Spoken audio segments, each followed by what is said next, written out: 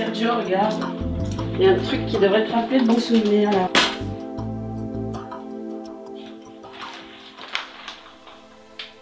Non.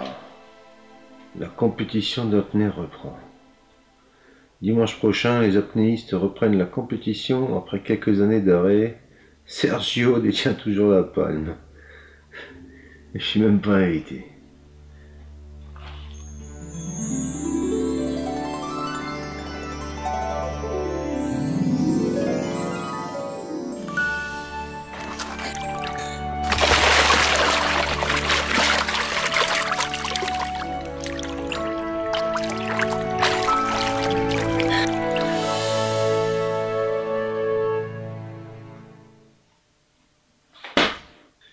Ouais, et ce qu'ils savent pas, c'est que c'est toujours moi le meilleur. Je te vois venir. Tu vas pas recommencer, non? T'as vu ton âge? Ouais, je vais me gêner, tiens. En tout cas, s'ils croient qu'ils peuvent se la jouer sans moi, les bébés nageurs, là... Mais tu fais quoi, là? C'est ce que j'ai à faire. Vous l'avez pas encore, ma palme.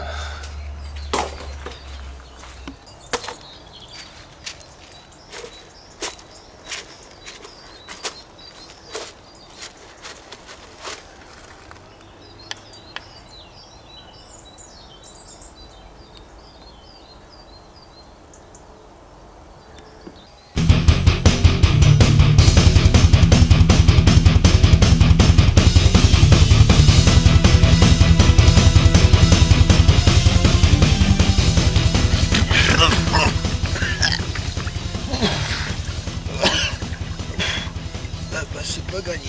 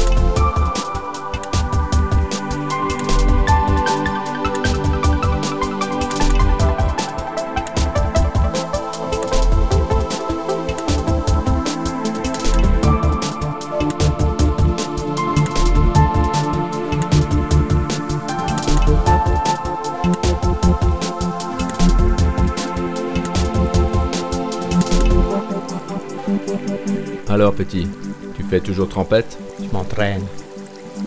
Tiens, là au moins tu sauras pourquoi.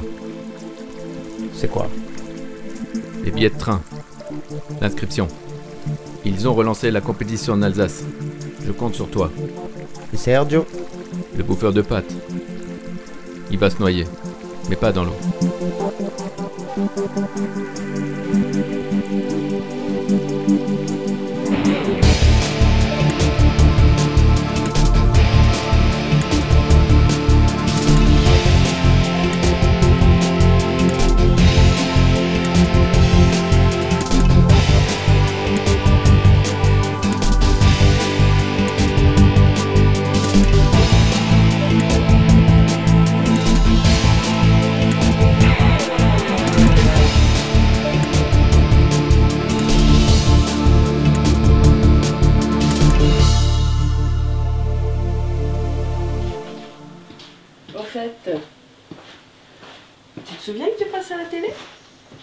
Allez. Ah ouais. C'est quand déjà? C'est maintenant. Regarde.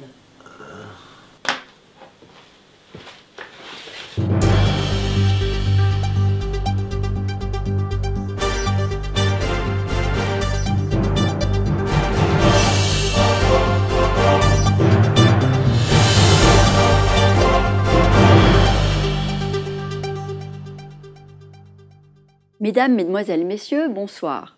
C'est avec grand plaisir que je vous retrouve pour notre rendez-vous hebdomadaire. Pour notre 100e émission, nous avons choisi de vous présenter un reportage exceptionnel sur un sport peu médiatisé, l'apnée.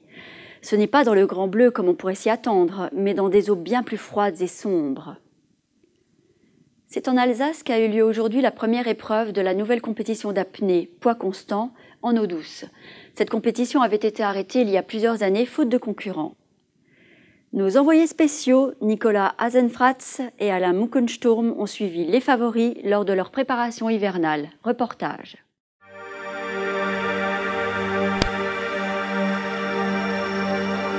Au bord d'une gravière gelée, nous avons rencontré Igor lors d'une séance d'entraînement dans des conditions extrêmes.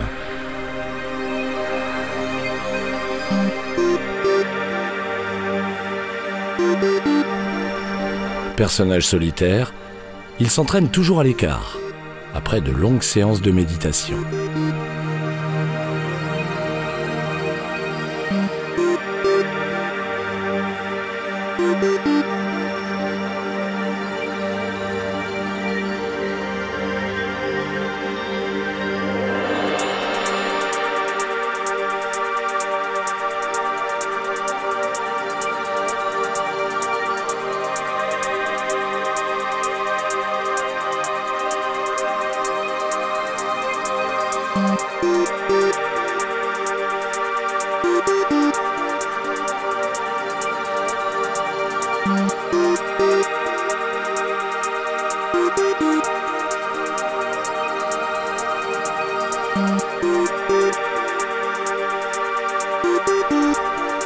Selon son entourage, il semble que c'est sous 15 cm de glace qu'il trouve les meilleures conditions pour sa préparation.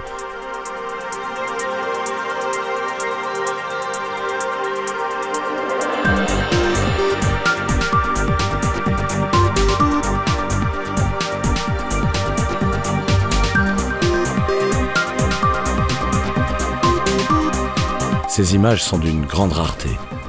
En effet, Igor refuse habituellement tout contact avec les médias. Malgré de nombreuses années d'entraînement, ce que fait Igor est extrêmement dangereux et il est un des rares à oser prendre de tels risques. Ne tentez jamais de reproduire cet exploit ailleurs que dans votre baignoire.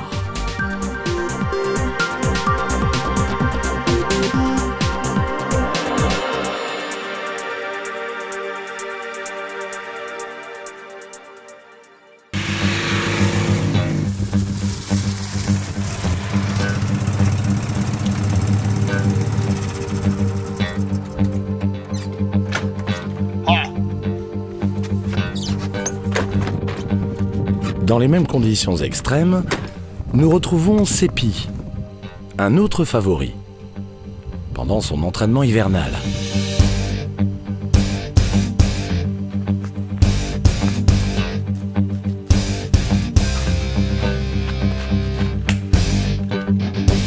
Ayant une personnalité diamétralement opposée à celle d'Igor, il s'entraîne tel un militaire et ne laisse rien au hasard.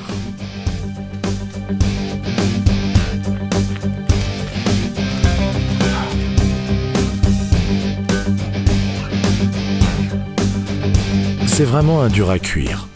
Vainqueur dans l'âme, un concurrent qui n'a peur de rien, sur qui il faudra compter. Des images assez surprenantes. Et sans transition, nous allons passer à la compétition riche en rebondissements. Car à la grande surprise de tous, Sergio, détenteur de la Palme d'Or, est venu remettre son titre en jeu alors que personne ne l'attendait. Pendant la préparation des concurrents, Sergio, détenteur du titre, a fait valoir son droit à l'accès direct en finale. Mais va-t-il être à la hauteur après tant d'années?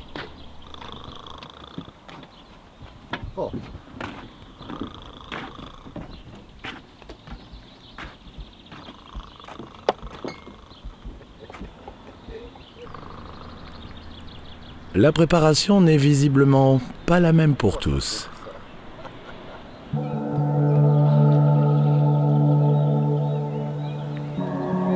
C'est notre plongeur fond. Il assure la sécurité et valide la profondeur atteinte par les concurrents. Là, il respire des mélanges de gaz différents, calculés en fonction de la profondeur à laquelle il évolue. Une erreur et c'est là-dessus.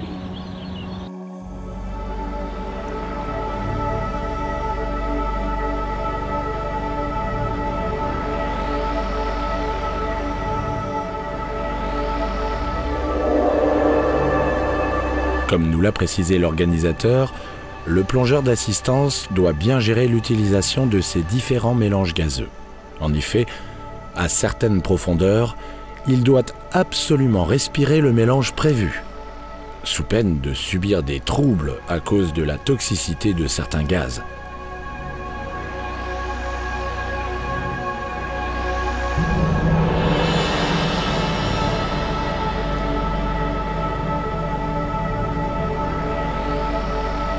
Il se place à la profondeur maximale, attend les apnéistes et valide la profondeur atteinte.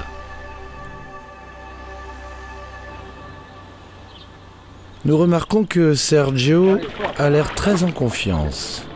Grishka, le premier finaliste, qui nous vient d'Ukraine, se met à l'eau.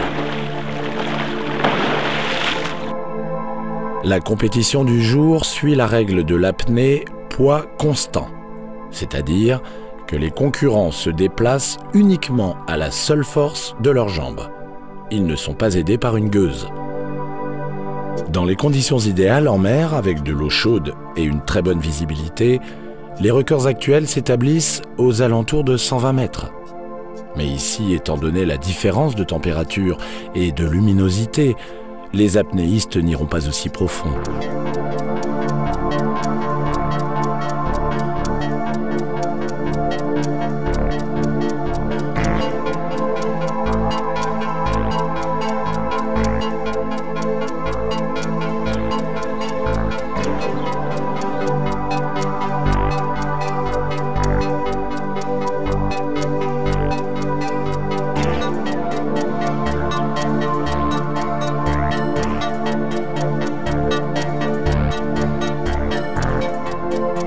Grishka, avec sa performance moyenne, ne sera sans doute pas sur la plus haute marche du podium. Et voilà, le tenant du titre a l'air de s'être finalement préparé, persuadé d'être en mesure de réitérer ses performances du passé. D'ailleurs, il a revêtu pour l'occasion son équipement fétiche de l'époque.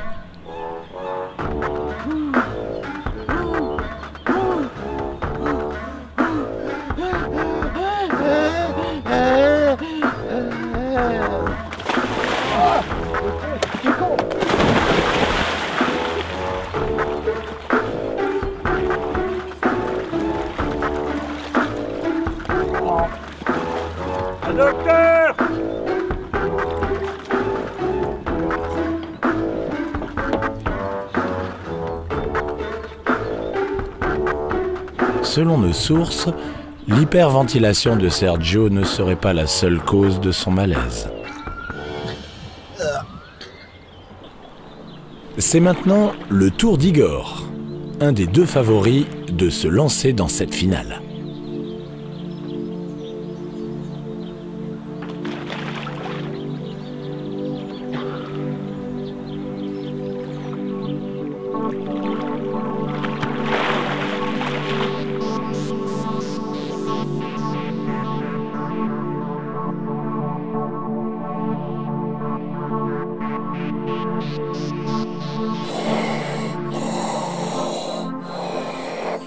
Séquence admiration.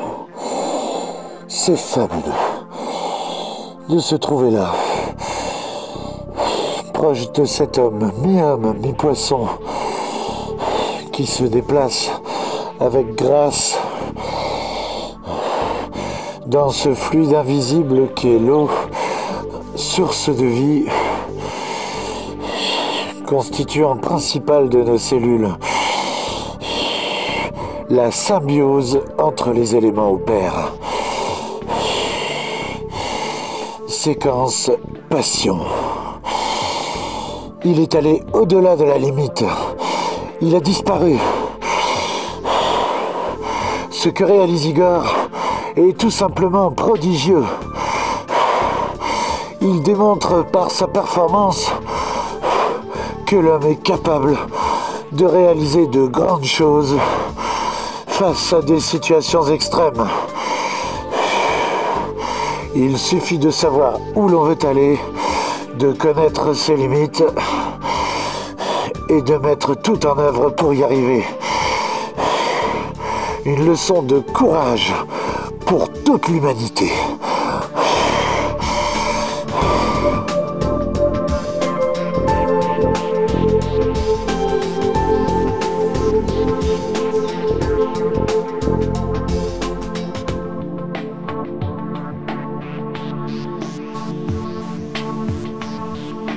À la vue du temps passé en immersion, la performance semble être au rendez-vous. Peut-être un résultat difficile à battre. Mais il reste le dernier compétiteur à passer, et non des moindres, Seppi.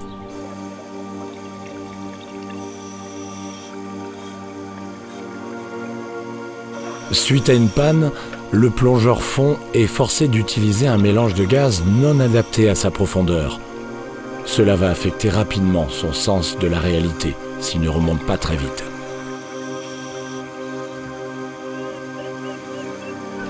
Visiblement, il est déjà trop tard.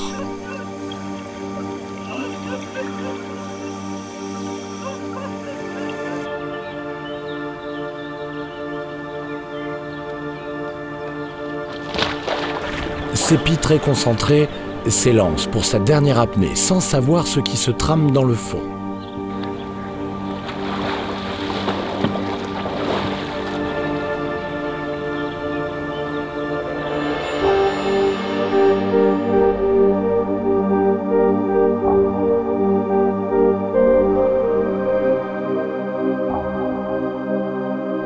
Cette descente, oppressante pour les non-initiés, est en fait un moment d'extrême plénitude selon les dires de certains champions.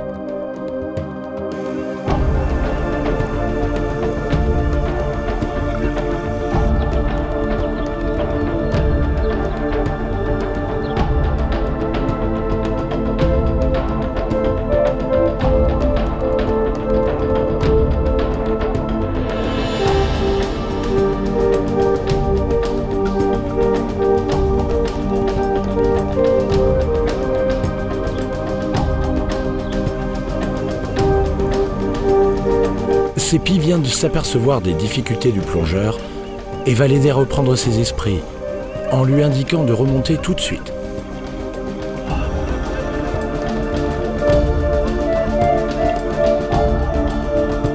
Ce geste lui coûte toute chance de victoire, car le règlement très strict lui interdit toute autre tentative.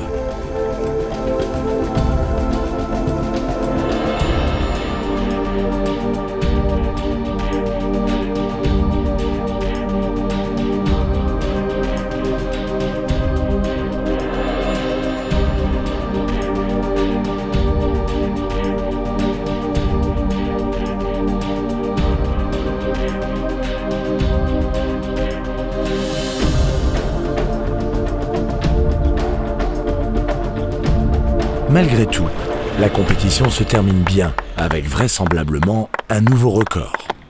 L'organisation nous confirme que la compétition reprendra l'année prochaine, mais tout laisse à penser que Sergio ne remettra plus sa vieille combinaison et rangera ses palmes définitivement. Après ce beau reportage riche en émotions, parlons du résultat. Sergio a perdu son titre, Igor l'a remporté avec une performance qui sera difficile à battre. Il a décidé de partager son prix avec Seppi, qui a porté assistance au plongeur fond au lieu de finir son épreuve. Un beau geste envers son concurrent principal. Félicitons au passage Seppi qui a peut-être sauvé le plongeur d'assistance. T'as même pas été foutu de mettre la tête sous l'eau. Remercie avec toute mon équipe. Mais qu'est-ce que tu fais? La semaine prochaine pour une émission sur un tout autre Chut, sujet. je m'entraîne. Merci et bonne fin de soirée.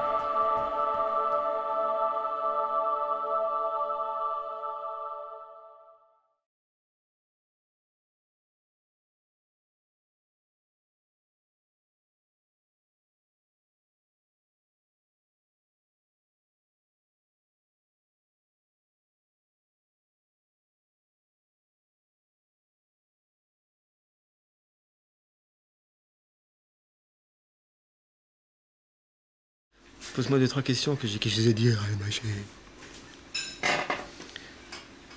Parce que s'il y a une question, je peux répondre. S'il n'y a pas de question, je peux pas répondre.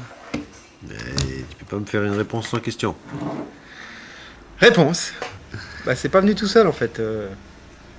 C'est une idée qui est venue C'est Dominique et moi, on était en train de grignoter chez lui un bout. Et puis pendant le repas, après 12 verres, on a commencé à... Enfin, d'abord il m'a dit, écoute Fabien, ça fait quelques temps que je voudrais faire un film avec toi. Et il qu'on trouve un truc quoi. Et puis comme ça, comme lui il a toujours pas mal d'idées, il a déjà fait quelques films tout seul, dont certains qui ont été primés. Et, à un moment donné, il a dit tiens, on devrait faire un délire, genre une espèce de... comme un Grand Bleu, mais version chez nous, et puis rigolo et compagnie, quoi. Donc dans la suite de la soirée, on a un peu déliré là-dessus, on a lancé quelques idées. Il dit ce qui serait sympa, c'est de prendre des scènes un peu connues, un peu anthologiques, et puis et les reprendre, mais à la sauce perso, quoi.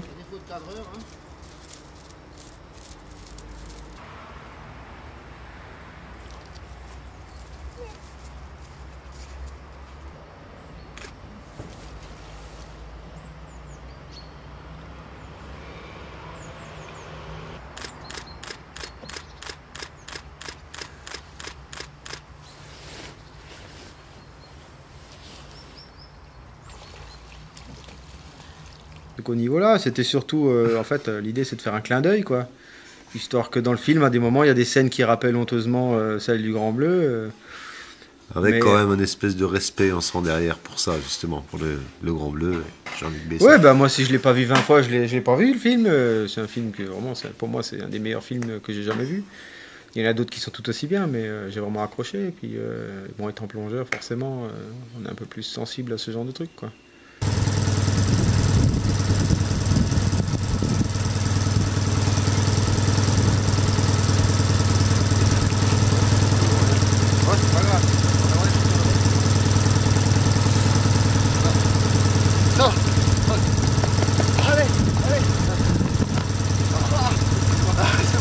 Ça me fait froid, hein, qui pensait, oh alors tu mets dedans. Ouais.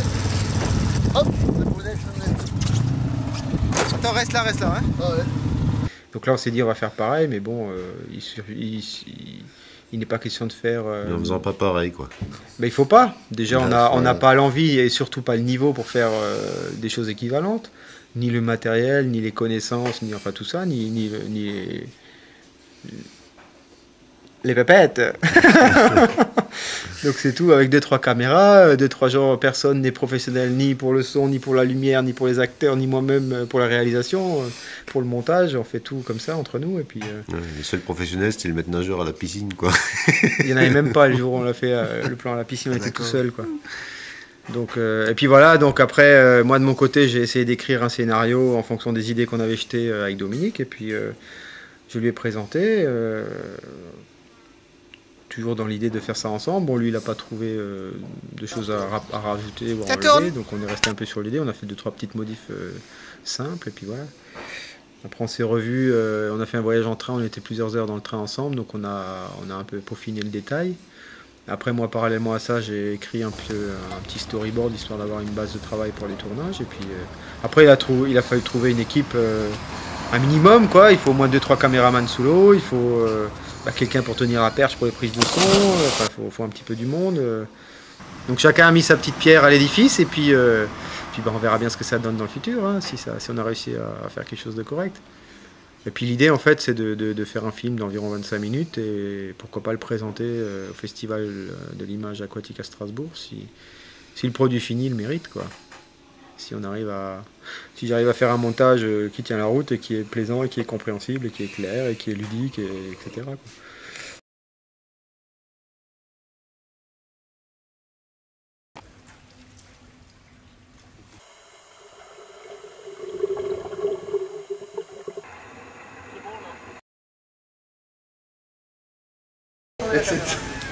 Il va coller au doigt. Ne bouge plus, ne bouge pas. Oui. Bon, non, mais jusqu'à 250 mètres, c'est ça? Ouais, c'est ça, ouais. Faut au moins ça, hein. 300 mètres. Ah, je sens qu'on va aller profond.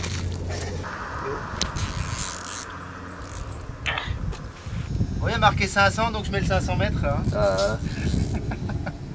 Sera l'espoir dans les chaussettes. Ok.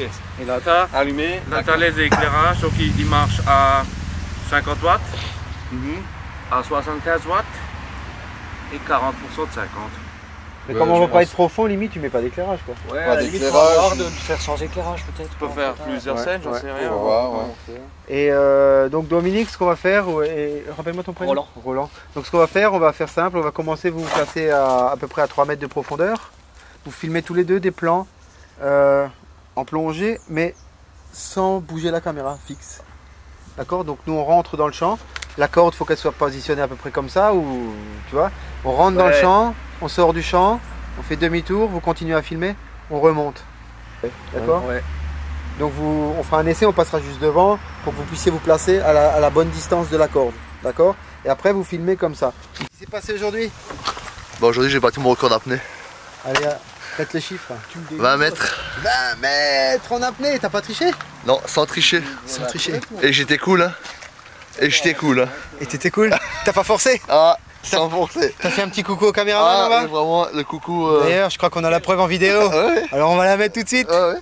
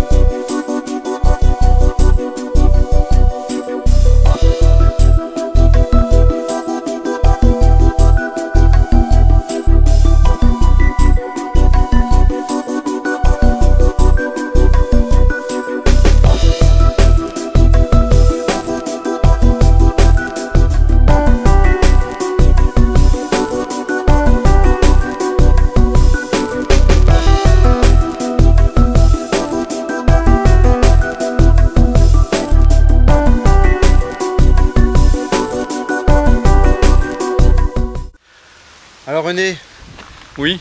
Raconte-moi un petit peu, qu'est-ce que tu as vécu aujourd'hui? Qu'est-ce que tu as découvert? Quelque chose d'assez sportif comme activité. Ouais. Et j'ai eu beaucoup de mal à suivre un peu les directives quoi, à cause du truc physique. Mais autrement, je pense que ça s'est bien passé pour les autres. Ouais. Hein, ça, c'est pas... Et comment tu es arrivé à participer à ce film? À ce film, parce qu'il y en a un petit malin qui a cru bon de m'inviter, qui m'a demandé de venir alors que j'avais rien demandé à personne. J'aurais pu être chez moi tranquille dans mon fauteuil.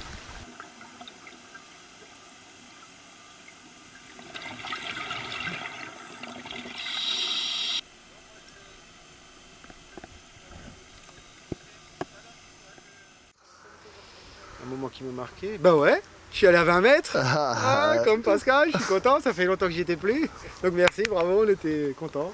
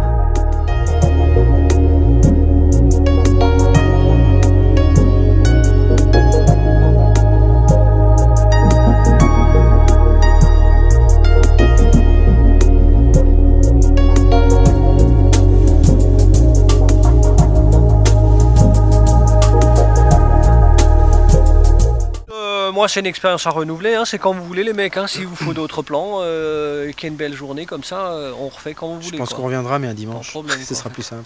Non, mais pas le dimanche parce que c'est le bordel le dimanche. Enfin, le dimanche, tu as des bagnoles jusqu'à la baraque là-bas en fait. Hein. Il y a des... Ouais, bon, enfin on verra, c'est à vous au niveau du club de gérer le truc. Oui, mais t'inquiète pas, ça on va le gérer, on va continuer à gérer comme ça. Hein.